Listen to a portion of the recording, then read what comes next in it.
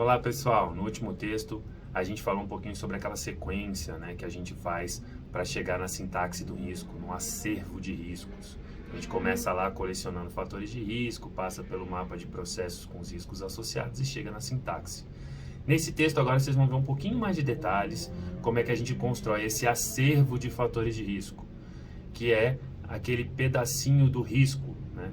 O fator de risco é aquele pedacinho do risco. Então, vocês sabem que o risco completo ele tem que ter causa, situação encontrada e consequências ou efeitos ali em cima dos objetivos da política pública.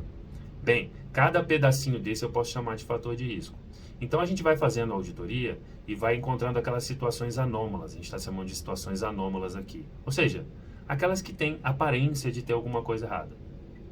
Então, uma coisa muito importante que a gente tem que fazer, à medida que for colecionando isso ao longo da auditoria, ao longo do entendimento ali do objeto da auditoria, naquelas entrevistas, no estudo dos processos e tudo mais, a gente categorizar isso. Então, a gente pode ter categorias de fatores de risco.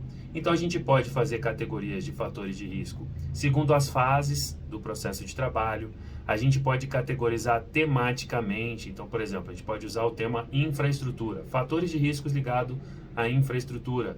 Fatores de risco ligados a pessoas. Fatores de risco ligados à tecnologia, a produtos, a logística, a TI, né? Não só tecnologia engloba algo muito maior, né? Equipamentos, condições de suporte, treinamento. Então a gente pode trabalhar essas categorizações. No texto vocês vão ver algumas sugestões de categorias para vocês enquadrarem esses fatores de risco, de forma que isso fique organizado para uso, né?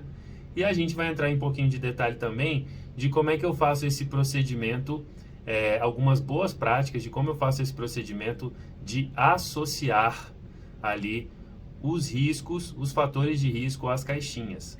Bom, um truque que a gente tem é separar o que a gente chama de faseção de controlação. Então, vocês podem perceber que algumas das atividades que vão estar no mapa de processos, como a gente já introduziu esse assunto antes, vão estar ligadas à atividade-chave, ou seja, aquelas que agregam no sentido de fornecer o produto ou serviço no final da cadeia de processos ali, de atividades dentro do processo de trabalho. E outros são constituídos para garantir que isso funcione bem. Então vocês vão ver que não é raro para cada atividade que agrega você ter 4, 5 controles em cima daquilo dentro do serviço público. Aliás, isso pode ser tido até como uma disfunção, né? Um excesso de controles que pode atrapalhar aí a sequência das atividades. Então a gente tem que separar isso. Por quê?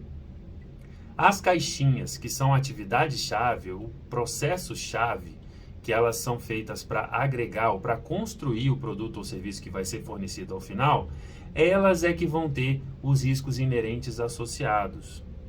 Já as caixinhas que são destinadas a garantir que essas atividades-chave estejam acontecendo conforme o que foi projetado para ser, a gente vai usar em outra etapa, né, que vai ser até do próximo módulo, que é na avaliação dos controles. Então, os defeitos ligados a essas caixinhas vão ser utilizadas em outras etapas, que é a parte da avaliação dos controles.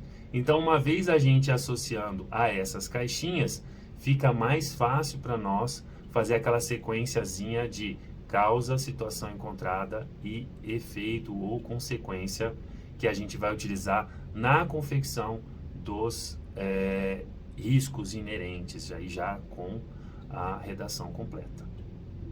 Boa leitura para vocês, pessoal!